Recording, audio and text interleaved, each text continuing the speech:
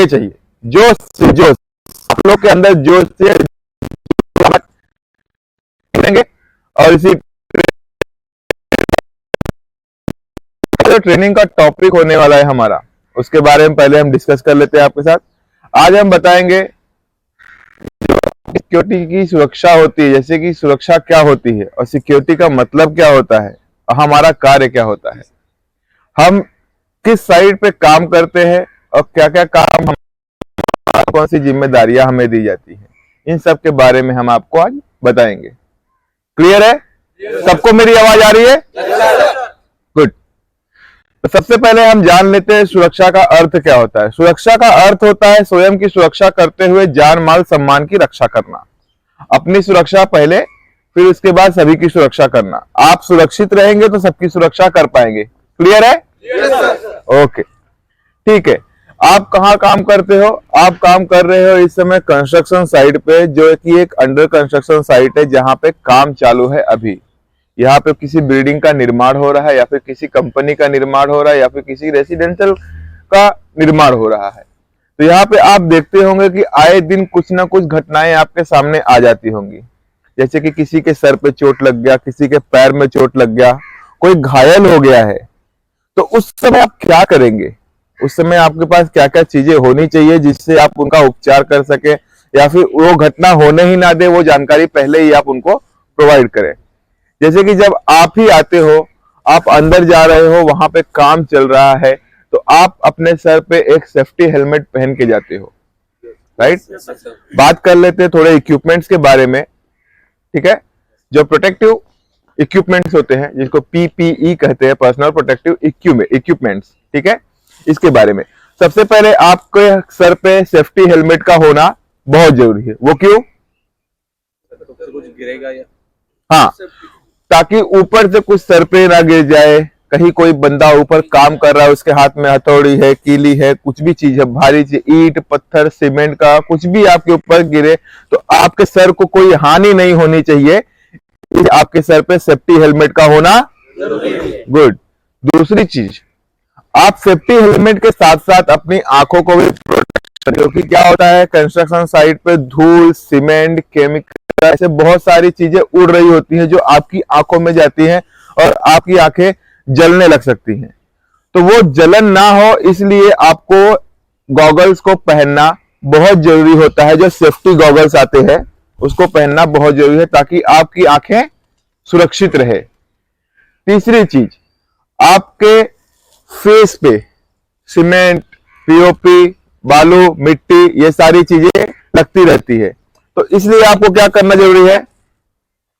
इसलिए आपको मास्क पहनना बहुत जरूरी है। आप फेस मास्क जब पहनते हो तब आपको धूल मिट्टी से प्रोटेक्शन मिलता है।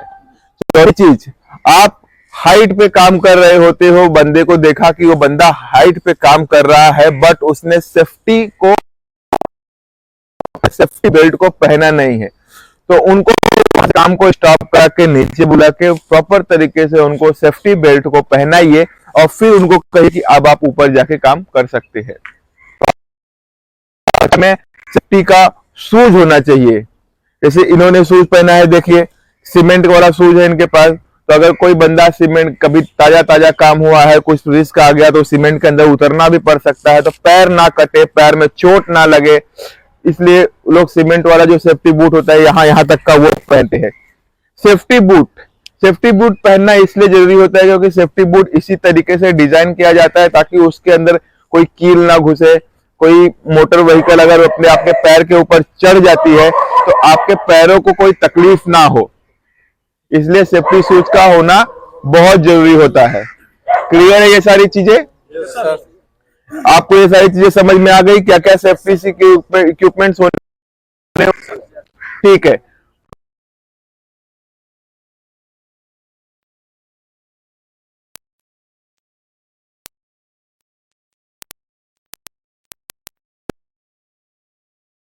देखिए कभी कभी कोई इंसान समझता नहीं है और वो आपसे आर्गुमेंट कर लेता, नहीं मैं नहीं पहनूंगा सेफ्टी, मुझे इसकी जरूरत नहीं है। लेकिन आपको उन्हें समझाना चाहिए कि सर ये आपकी सेफ्टी के लिए ही अगर आप इसको नहीं पहनेंगे सर तो आपकी हानि हो सकती है, आपको चोट लग सकती है। बड़े ही विनम्रता के साथ उनको ये चीज समझाना पड़ता है ताकि वो भी समझे कि हाँ, सिक्योरिटी गार्ड अगर मुझे कुछ बता रहे हैं तो हमारी भलाई के लिए बता रहे हैं। सर, हमारा एक कंस्ट्रक्शन साइट है जहाँ पे काम चालू है। यहाँ पे सर कई मजदूर ऊपर काम कर रहे होते हैं, उनके हाथ में कई ऐसे इक्विपमेंट्स होते हैं जो आपके ऊपर गिर जाएंगे तो आपको चोट लग सकती है। तो इसलिए सर आपका सेफ्टी हेलमेट पहनना बहुत जरूरी है। क्लियर है? समझ में आ रहा है? गुड। ठीक है, सेकेंड टॉपिक हमारा होगा अब फायर के ऊपर। फायर के बारे में हम आज कुछ जानकारी इकट्ठा करेंगे कि आग होती क्या है। बहुत लोग बोलते हैं सर आग लग जाती है तो नुकसान हो जाता है, आग लग जाती है तो ये हो जाता है, लेकिन आग होती क्या है ये जानना जरूरी है। देखिए, पर्याप्त मात्रा में यह तीन चीजों का जब मिश्रण होता है तब जो है आग का निर्माण होता है, जैसे कि ईंधन, ऑक्सीजन और हीट। गर्मी, ऑक्सीजन और फ्यूल, ये तीनों चीजों का जब मिश्रण होता है एक पर्याप्त मात्रा में, पर्याप्त टेम्परेचर पे, तब जाके आग का निर्माण होता है। आपने देखा होगा कि कई बड़ी बड़ी फैक्ट्रीज में आग होता है, बहुत नुकसान होता है, उसमें कई लाख लोगों को जो है नुकसान का भरपाई करना पड़ता है, सामना करना पड़ता है, जान माल की हानि हो जाती है, किसी का सामान जल जाता है, कुछ व्यक्ति उसमें इंजर्ड हो जाते हैं, कुछ व्यक्ति की मृत्यु हो जाती है। तो आग न फैले, आग ना लगे, इसकी सावधानी हमें पहले ही बरतनी चाहिए। ठीक है, जैसे कि हर जगह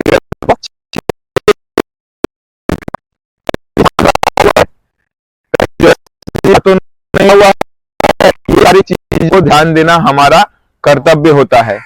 अगर कहीं आप देख रहे हो कि सूखी घास है और वहां कोई बंदा माचिस जला के या फिर कुछ करके स्मोक कर रहा है, और वो हो सकता है स्मोक करने के बाद उस सूखी घास में अपने उस बीड़ी या फिर सिगरेट जो भी स्मोक किया है उसको वहां पे फेंक दे, तो उससे क्या होगा, आग बढ़ जाएगी। और जब आग बढ़ेगी और आपका ध्यान नहीं होगा तो वो आग बढ़ते ही चली जाएगी और किसी ज्वलनशील पदार्थ को पकड़ लेगी, तो आग को बुझाना थोड़ा मुश्किल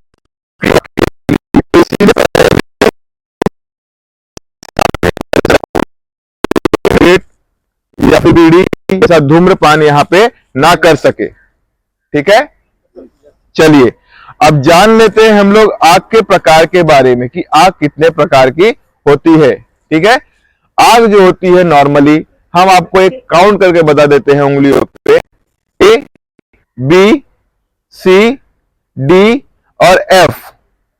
अब आप सोच रहे होंगे इसमें ई है, तो ई नहीं है, नहीं है, ई नहीं है। ई क्यों नहीं है वो भी मैं आपको बता देता हूं। ठीक है, अभी पहले क्या होता था, ई, ई मतलब इलेक्ट्रिक। ठीक है, इलेक्ट्रिक को काउंट करते थे। अब मैं आपको बता रहा हूं वो इलेक्ट्रिक गया कहां पे।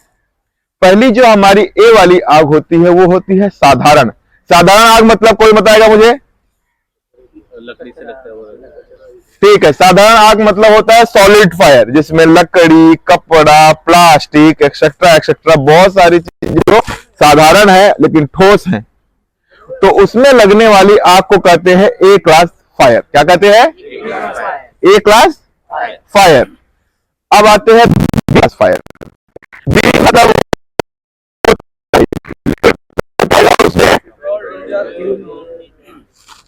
Good, petrol, diesel, kerosene, thinner, alcohol, grease, समझ रहे आप? ये सारी चीजें जो होती है वो ज्वलनशील होती है, तो उसको लिक्विड फायर को में काउंट करते हैं, लिक्विड फायर में काउंट करते हैं। अब तीसरा आ जाते हैं हम लोग। अभी तक हमने बात किया सॉलिड फायर की, सी, तो सी जो फायर होता है गैसेस टाइप का और इलेक्ट्रिक टाइप का। अब आप सोच रहे थे ना कि इलेक्ट्रिक कहां गया, तो गैसेस और इलेक्ट्रिक टाइप का जो होता है वो सी में काउंट होता है। ठीक है, इलेक्ट्रिक फायर कैसे लगती है तो आपको पता ही होगा, शॉर्ट सर्किट होने के कारण लग जाती है। गैसेस मतलब कहीं पे गैस लीक है और कहीं पे कुछ उसको टॉर्क मिल गया या फिर कहीं से चिंगारी मिल गई, उसको कहीं माचिस जल के मिल गया, तो उस हिसाब से वहां पे आग लग जाती है। तो ये आप समझ रहे हो आप गैसेस और इलेक्ट्रिक को। अब आते हैं हम लोग डी के ऊपर। तो ए बी सी डी, ठीक है। अभी तक हमने 3 फायर 4 फायर के बारे में जाना, solid fire, liquid fire, gases fire, electric fire. किसमें काउंट होगा? डी क्लास में। किसमें? डी क्लास में, ठीक है। अब आप समझ गए, जो मेटेलिक फायर होता है वो ज्यादातर इंडस्ट्रीज में लगता है, बड़े इंडस्ट्रीज में, जहां पे कंटेनर्स वगैरह में कोई ज्वलनशील पदार्थ जा रहा है, जो जलने के बाद वो लोहे को पकड़ लेता है और लोहा गलने लगता है, तो उसको कहते हैं मेटेलिक फायर। अब आप सोच रहे होंगे, मैंने आपको एक बताया था एफ का, तो एफ टाइप की फायर वहां लगती है जहां पे कुकिंग होती है। क्या होती है?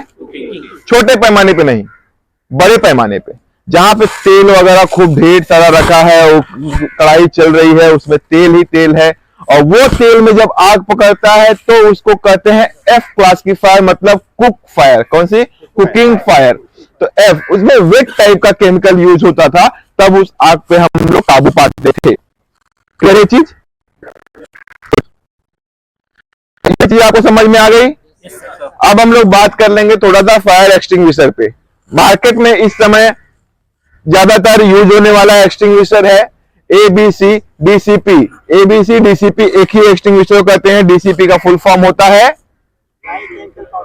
क्या होता है? क्या होता है? जोर से बोलो, क्या होता है? गुड, याद रखना ये चीज, ड्राई केमिकल पाउडर।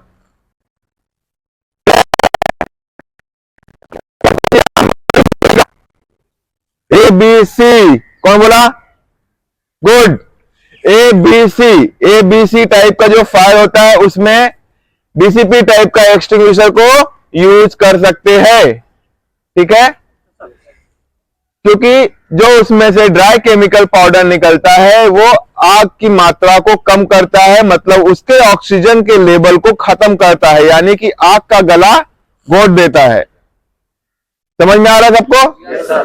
गुड, ठीक है। हमारा सेकंड जो होता है एक्सटिंग्विशर, CO2 का फुल फॉर्म क्या होगा? क्या होगा? क्या होगा? Good, carbon dioxide. तो कार्बन डाइ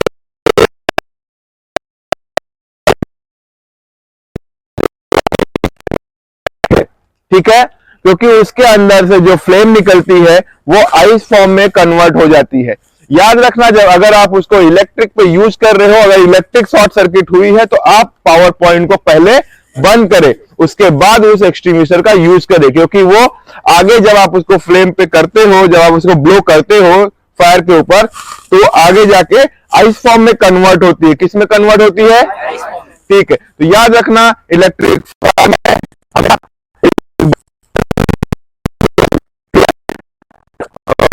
और एक और एक्सटिंग्विशर था वाटर टाइप का। कौन सा टाइप का? वाटर टाइप का। तो वाटर टाइप का एक्सटिंग्विशर अब आप लोग को ज्यादा नहीं दिखता होगा, क्योंकि वाटर टाइप का जो एक्सटिंग्विशर था वो सिर्फ और सिर्फ आपकी सॉलिड फायर को बुझाने में काम आता था। जब से ये डीसीपी आ गया है तब से वाटर टाइप का एक्सटिंग्विशर को यूज करना लोग बंद कर दिए। आप देखते होंगे गाड़ियों के अंदर एक ना फ्लेम टाइप का एक्सटिंग्विशर रखा होता है कि नहीं होता है? तो वो भी क्यों होता है पता है? क्योंकि वो छोटी सी जगह में अगर आग पकड़ी हुई है तो वो पूरी आग को इस तरीके से कवर करता है और आग के ऑक्सीजन की मात्रा को कम करता है, ताकि आग कम हो, फैले ना। और आप लोग को सामने जब कभी आग लग जाती है तो आसपास की ज्वलनशील वस्तुओं को तुरंत हटाएं। क्यों हटाएंगे? क्यों हटाएंगे? आग आगे ना बढ़े, ठीक है। आप लोग गोयम क्या होता है? गोयम क्या होता है? गोयम। तो गोयम का स्पेलिंग कोई मुझे बताएगा? G O G for general, ठीक है, O for oil, E for electric, M for metallic. मेरे साथ दोहराएंगे, G फॉर जनरल, ठीक है, O for oil, E for, M for good. तो ये फॉर्मूला सबको याद रहेगा। क्या कहेंगे इसको? गोयम। आप लोग भूल जाते हो,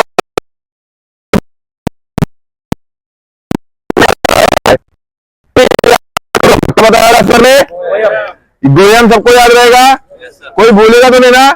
सेकेंड टाइम मैं पूछूंगा, याद रहेगा ना? गुड। तो क्या याद रखेंगे हम लोग? वापस से दोहराएंगे, क्या याद रखेंगे हम लोग? G for, O for, E for,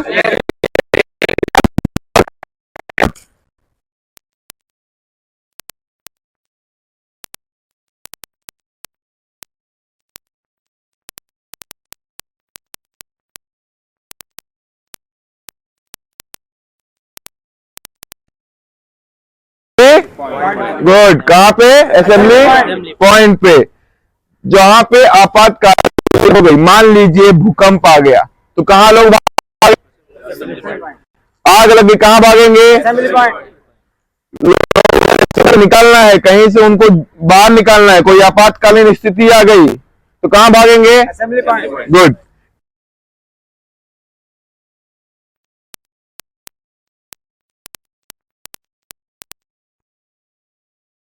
कि रेस्क्यू क्या होता है?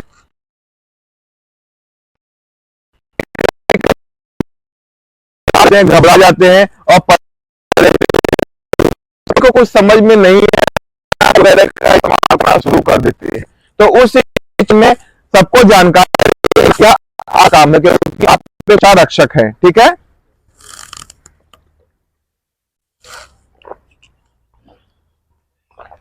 ठीक है, बात करते हैं आगे। तो क्या होता है जब आग लग गई? मान लीजिए ये इस बिल्डिंग में 3 रेफ्यूजी है। कितना? 3 रेफ्यूजी एरिया। इसके बारे में आपको बताया नहीं, ज्यादातर रेसिडेंट में और बड़े बड़े कमर्शियल कॉम्प्लेक्स या फिर बड़े बड़े कॉर्पोरेट टावर्स में जो है एक फ्लैट बनाया जाता है रेफ्यूजी एरिया, ठीक है। रेफ्यूजी का है कि जहां पे आपातकालीन स्थिति में लोगों को इकट्ठा किया जाए और वहां से रेस्क्यू किया जाए, इसीलिए उसको कहते हैं रेफ्यूजी एरिया। मान लीजिए एक फ्लैट है, उसमें 3 रेफ्यूजी है, 20 महले का फ्लैट है। 3 रेफ्यूजी मतलब समझ गए आप? एक समझ लीजिए 7वें पे हो गया, एक 13 पे हो गया, एक 15वें पे हो गया, मान लीजिए, क्योंकि 20 महले की बिल्डिंग है, एक 15वें पे हो गया, ठीक है। अब ऊपर वाले जो होंगे, जो भाग के कहां आएंगे? 15 में। कहां आएंगे? 15 में। और जो 15 के नीचे वाले होंगे, 14 से लेके 7 तक, 14 से लेके 8 तक, वो इसमें आ जाएंगे, 7 वाले में आ जाएंगे, ठीक है। और बाकी जो 7 से लेके नीचे तक है, उनको आपको असेंबली पॉइंट में लाना है। क्या वो ऊपर भाग सकते हैं? क्या वो नीचे भागेंगे? क्योंकि उनको नीचे ही आना है। वो उस सिचुएशन में अगर आग लग जाती है तो एक सुरक्षा रक्षक का कर्तव्य होता है कि अपने आप को बल देना, अपने आप को हिम्मत देना कि मैं कर सकता हूं। पूरी प्रोटेक्शन के साथ आप पहले तो आग के अंदर, जहां पे आग लगी है वहां पे आप पहुंचे, वहां से लोगों को बाहर निकाले। बाहर निकालने के बाद उनसे कहें घबराए नहीं, हमारा राहत बचाव कार्य जारी है, हमारी टीम आपको बचा लेगी। सर मैडम जो भी हैं, आप इस तरीके से बाहर जाइए, नीचे झुक के, नीचे झुक के उनको बाहर भेजना है, ठीक है। किस रास्ते से? सीढ़ियों के रास्ते से, स्टेयरकेस के रास्ते से। लिफ्ट का यूज नहीं करना है। समझ में आ रहा है आप लोग को? लिफ्ट का यूज नहीं करना है, सीढ़ियों के रास्ते से ही उनको नीचे भेजना है। क्लियर है? आप वहां खड़े रहेंगे उनको डायरेक्शन बताने के लिए कि सर इस तरीके से जाना है, यहां जाना है आपको। क्लियर है? अब आप समझिए कि एक फ्लैट में आग लग गई है। अब सारे लोग नीचे आ गए हैं। किसी ने कहा कि अरे मेरे कोई फैमिली मेंबर वहां पे फंसे हुए हैं। आग तो बुझ गई है, आग पर तो कंट्रोल पा लिया है, लेकिन वहां पे मेंबर फंसे हुए, लेकिन उस रूम में धुआं बरकरार है। तो आप किस प्रकार से जाएंगे उनको चेक करने के लिए? नीचे झुक के। गुड, जरा बुलाना आशीष। हाँ,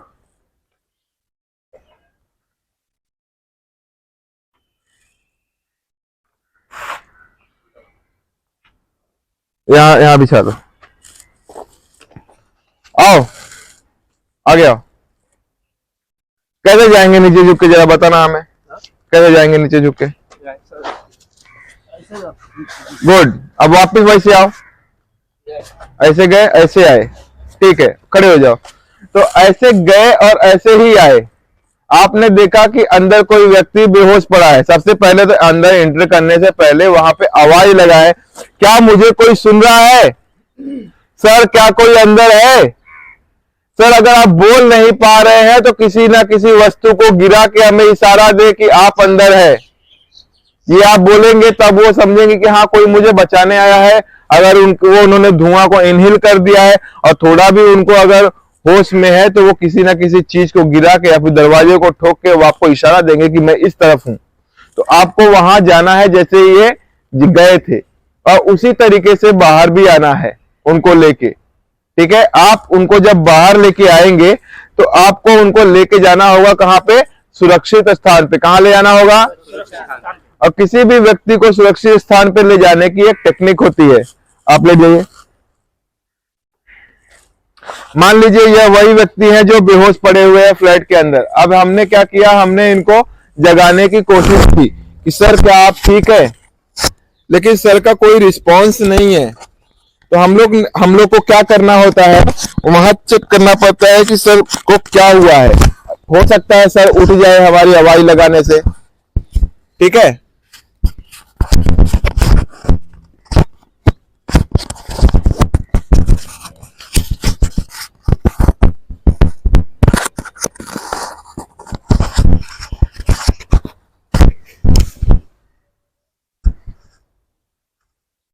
चलिए आगे शुरू करते हैं। देखिए, ये वो व्यक्ति है जो बेहोश पड़े हुए हैं। हमने क्या किया, इनको जगाने की कोशिश की। सर आप ठीक है? आप ठीक है सर? लेकिन सर का कोई रिस्पांस नहीं है। अभी मुझे आप बताओ, इस व्यक्ति को मुझे उठाना है और उठा के कहां ले जाना है? सुरक्षित स्थान पे। तो सुरक्षित स्थान पे ले जाने के लिए इनको आप अकेले उठा सकते हो क्या? कोई उठा सकता है अकेले? एनीवन? आओ, जरा उठाओ इनको, अकेले आपको लेके जाना है।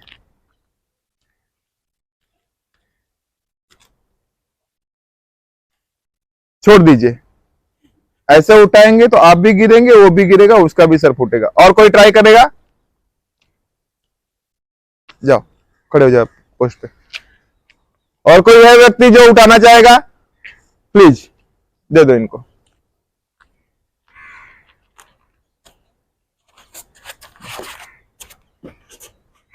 रख दीजिए। तो आप लोग अभी तक ये नहीं पता था कि किसी व्यक्ति को कैसे उठाना है। मैं आपको वो टेक्निक को बताता हूं कि उठाने की सही टेक्निक क्या होती है। आप अकेले किसी भी व्यक्ति को उठा सकते हैं। ठीक है, तो ये सारी चीजों का ध्यान रखना बहुत जरूरी होता है कि उस व्यक्ति को अगर अनकॉन्शियस है तो और चोट हम ना पहुंचाए। तो उनको अच्छे तरीके से, सही तरीके से उनको हम रेस्क्यू करके, इवैक्यूएट करके उनको सुरक्षित स्थान पे ले जाएं। ठीक है, सबसे पहले अगर यह व्यक्ति टेढ़े मेढ़े पोजीशन में गिरा हुआ है, जैसे अभी इस समय है, इस पोजीशन में लाना होता है, उनको सीधे पोजीशन में लाना होता है। अब आप लोग को मैं बता देता हूं कि सबसे पहला कार्य क्या होता है। जैसे कि इनका ये पैर है, दिख रहा है आपको? इस पैर को मोड़िए, अपने आप को एकदम फ्री छोड़ दो। ठीक है, ये पैर को आपने मोड़ा। ठीक है, मेरे पैर देखिए कहां पे हैं, इनके पंजों को दबाए हुए हैं। ठीक है, अब मैं क्या करूंगा, इनकी जो कलाई है, इस कलाई को मैंने बहुत ही टाइटली पकड़ा हुआ है। अभी आप लोग देखिएगा, छोड़ दो, छोड़ दिया। मेरे ऊपर ही छोड़ दो, ठीक है। कहां पकड़ा है मैंने? इनकी कमर को। देख लो सब लोग, देखा? टाइटली इसलिए पकड़ा है इनकी कमर को ताकि ये नीचे ना गिरे, ठीक है। अब मैंने इनको यहां पे पकड़ा है, ये अकेले व्यक्ति का काम है, 2 व्यक्ति इसमें नहीं चाहिए। इनका दाहिना हाथ मैंने मेरे बाएं हाथ से पकड़ा हुआ है, दिख रहा है आपको? ठीक है। मैंने इनको अपने शोल्डर पे झुकाया इस तरीके से, झुक जाओ।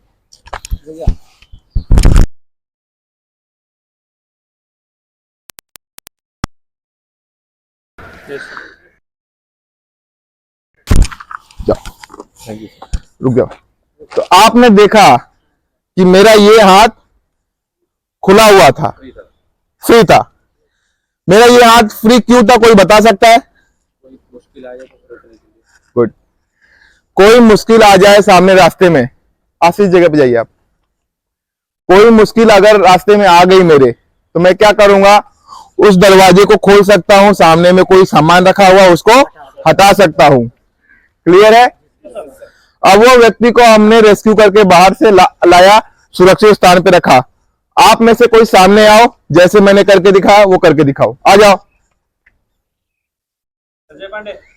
आ जाओ पांडे। आप पांडे जी को उठा के दिखाओ। नहीं नहीं नहीं, जान दो, ऐसे उठा के दिखाओ। पहले मुझे उठा के दिखाने दो। उठाइए। नॉर्मली जो पकड़ा था कैसे उठाया था मैंने? उठाया कैसे था? रॉन्ग, आपने ध्यान नहीं दिया। आ जाओ, देखो ये कैसे उठा रहे हैं, वो देखिए।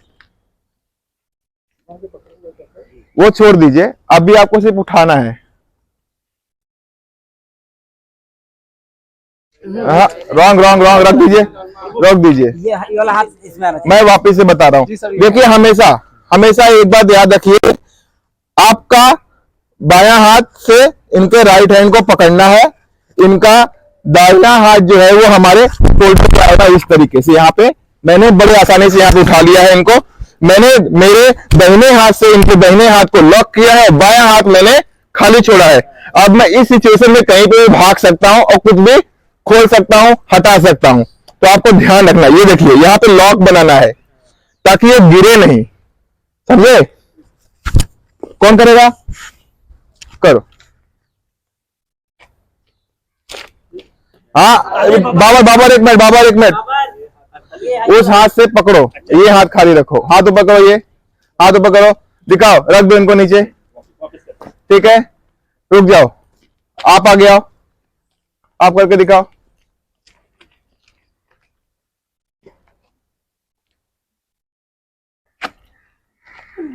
ठीक है, रख दीजिए।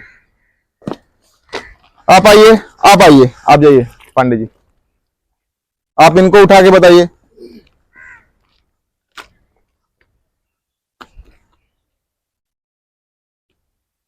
अपने आप को फ्री छोड़ो, ठीक है। चलो डाउन कर दो, डाउन करो। सबसे पहली बात ना, आप लोग जब करते हो तो शोल्डर पे प्रॉपर दिया करो, आधा अधूरा नहीं, प्रॉपर तरीके से आप उनके हाथ को लॉक किया करो, ठीक है। चलो आप लोग खड़े हो जाइए अब जगह पे,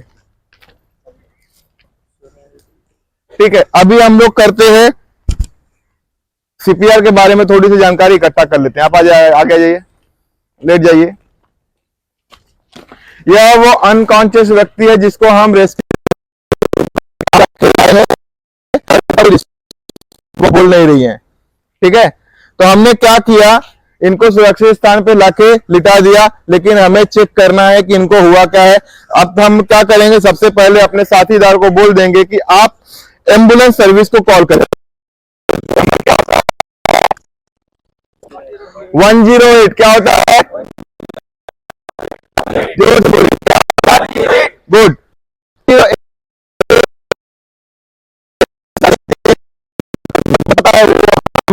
ताकि हम इनको क्या कर सके, बचा सके। तो सबसे पहले हमें क्या करना है, देखना है कि सर को हुआ क्या है। हमने चेक कर लिया, सर ने कोई रिस्पांस नहीं दिया। हम इसे 3 चीजें चेक करेंगे। क्या करेंगे? 3 चीजें करेंगे। A B. अब आप सोच रहे होंगे ये ए और बी और सी क्या है, मैं बताता हूं। ए का मतलब होता है एयरवे। एयरवे के लिए हम आसपास में जो लोग खड़े हैं, व्यक्ति खड़े हैं, इनको इकट्ठा करके गोला करके उनको दूर करेंगे ताकि इन्हें फ्रेश एयर मिल सके, फ्रेश ऑक्सीजन इन्हें मिल सके, ताकि कोई हवा को ब्लॉक ना करे। इनकी जो गर्दन है उसको हम लोग थोड़ा सा ऊपर कर लेंगे ताकि लाइन क्लियर रहे और इनको सांस लेने में कठिनाई ना हो। ठीक है। दूसरी चीज हम लोग चेक करेंगे, बी का मतलब होता है ब्रीथ। क्या होता है? ब्रीथ मतलब सांसें। हम इनकी सांसों को चेक करेंगे। क्लियर है? सांसें चल रही है कि नहीं चल रही है कि वीक है। आपने देखा सांसें नहीं चल रही है। आपने तीसरा चीज चेक किया इनका चेस्ट, मतलब धड़कने। सी का मतलब हो गया चेस्ट। आपने क्या चेक किया? चेस्ट, जिसमें क्या चेक करेंगे आप? इनकी धड़कन को। आप इस तरीके से सुन के भी देखेंगे चल रही है कि नहीं चल रही है। क्लियर है? समझ में आप लोग को? ठीक है। आपने देखा कि इनकी धड़कन वीक है, नहीं समझ में आ रहा, फिर आप कैसे चेक करेंगे कि क्या करना चाहिए? कौन सी नस? बाएं हाथ की। तो आप कोई एक्सपर्ट डॉक्टर्स नहीं है। आप जो कलाई की वेन होती है, हैंड की वेन होती है, उसको पकड़ना थोड़ा मुश्किल होता है, क्योंकि ये जो डॉक्टर्स होते हैं या फिर जो प्रॉपर तरीके से डॉक्टर का कोर्स करते हैं, उन्हीं को ये हाथ की नसें समझ में आती हैं ज्यादा तरीके से। हमें कहाँ चेक करना है वो मैं आपको बता देता हूं। आपको चेक करना है यहां पे। कहां चेक करेंगे? गले के पास में। लगाइए सब लोग अपनी 2 फिंगर को यहां पे और प्रेस कीजिए। थोड़ा सा नीचे और थोड़ा नीचे। अब जोर से प्रेस कीजिए यहां पे। क्या हो रहा है वो नस का? नहीं नहीं, उसको आराम से यहीं पे स्टेबल रखिए। हाँ, धक धक कर रही है, इसका मतलब आपकी नस चल रही है। जब कभी भी किसी भी अनकॉन्शियस व्यक्ति को आपको चेक करना है तो आप लोग यही चेक करेंगे। यहां चेक करने से कमजोर से कमजोर जो है अगर नस चल रही है उनकी, तो आपको पता चल जाएगा कि ये आदमी जीवित है कि नहीं है। अगर थोड़ी भी इनकी सांसें चल रही हैं तो इनको आप बचाने का पूरा ट्राई करेंगे, प्रयास करेंगे, एम्बुलेंस सर्विसेज को कॉल करके बुलाएंगे। ठीक है। आपने देख लिया ये नस चल रही है। अब मैं आपको बताता हूं आपको करना क्या है। इसमें इस व्यक्ति की कुछ बटन्स को खोलें। चलिए 2-3 बटन को मैं ओपन कर देता हूं। क्यों ओपन किया मैंने? ताकि इनको रिलैक्स फील हो, अच्छा लगे थोड़ा। ठीक है। अब हमने देखा कि ये सांस नहीं ले रहे, तो हम इनको देंगे माउथ टू माउथ ब्रीथ। क्या देंगे? Mouth to mouth, mouth to mouth. याद रखना ये ब्रीथ कितनी बार देना है वो मैं आपको बता देता हूं काउंट से। काउंट से 1 मिनट में आपको देना है इनको 12 बार। कितनी बार? 1 मिनट में 1 मिनट में 5 सेकंड में 1 बार। कितने में? 5 सेकंड में 5 सेकंड में 1 बार। बोलिए 5 सेकंड में 1 मिनट में 1 मिनट में। याद रहेगा? ठीक है। सबसे पहले ब्रीथ को अपने अंदर इनहेल करें। क्या करेंगे आप लोग? इनहेल करना मतलब अपने अंदर श्वास को खींचना, मतलब इस तरीके से लंबी सांस अपने अंदर हमने भरी। ठीक है। फिर हमने क्या किया? इनके मुंह में वही सांसों को पूरे तरीके से भर दिया, एकदम जोर से फोर्स के साथ इनको पूरा भर दिया, मतलब हमने माउथ टू माउथ इनको ब्रीथ दिया। फिर हमने क्या किया? 5 सेकंड में फिर हमने सांस ली, फिर हमने भरी। ठीक है। ये प्रक्रिया 1 मिनट में 12 बार आपको इनके साथ करनी है। ठीक है। मतलब 5 सेकंड में 1 बार, 1 मिनट में 12 बार आपको ये प्रक्रिया उनके साथ करनी है। ठीक है। अब आपको मैं बता देता हूं आगे का क्या प्रोसीजर होता है। इसके बाद भी इनको कोई होश नहीं आया, आपको क्या करना है ये देखिए। ये चेस्ट है, आप यहां प्रेस नहीं करेंगे, आप यहां प्रेस करेंगे। इनकी रिब्स दिख रही है, पसलियां, पसलियों से 2 उंगली को छोड़ के नीचे इस तरीके से। ठीक है। यहां पे आपको एक लॉक पोजीशन बनानी है अपने हैंड की, और यहां पे जो है कितनी बार प्रेस करना है? 30 बार। कितनी बार? 30 बार। तो मतलब हो जाएगा 60 सेकंड, मतलब 1 मिनट में कितनी बार होगा? 1 मिनट में वो पूरा 60 बार ही प्रेस करना है, लेकिन बीच में आपको 20 देना है। इनको क्या देनी है? सांसें देनी है। एक बार 30 बार ऐसे आपने यहाँ पे प्रेस किया, 1 2 3 4 ऐसे कितनी बार प्रेस किया आपने? 30 बार। आपका हाथ ये ऐसे नहीं होना चाहिए, ऐसे ही होना चाहिए, टाइट एकदम। और आप इनको यहाँ पे प्रेस कर रहे हैं, ठीक है? 30 बार आपने 30 बार किया, फिर आपने इनका मुंह को खोला, फिर ब्रीथ दिया। 30 बार प्रेस करने के बाद एक बार क्या देना है? फिर आपको वो 30 बार प्रेस करना, फिर एक बार क्या देना है? 30 बार प्रेस, ब्रीथ, 30 बार प्रेस, ब्रीथ, 30 बार प्रेस, ब्रीथ। याद आ गया आपको क्या करना है? 1 मिनट में 12 बार आपको ब्रीथ देनी है, मतलब 5 सेकंड में 1 बार ब्रीथ देनी है। फिर उसके बाद 30 बार प्रेस करना है, 1 बार ब्रीथ देना है। 30 बार प्रेस करना है, 1 बार ब्रीथ देना है। ये प्रतिक्रिया तब तक करनी है जब तक कि एम्बुलेंस की सर्विस आप तक नहीं आ जाती है। क्लियर है? सबको समझ में आ गया? तो चलो, आज का टॉपिक हमारा यही था कि आप लोग अवेयर हो जाएं, आप लोग को जानकारी हो जाए कि आप लोग को कि इस सिचुएशन में करना क्या है। समझ में आ गया आप लोग को? चलिए ठीक है। टीका सर आपके सामने आएंगे, थोड़ी सी आपको डिसिप्लिन के बारे में कुछ बताएंगे। आइए सर प्लीज, बताइए।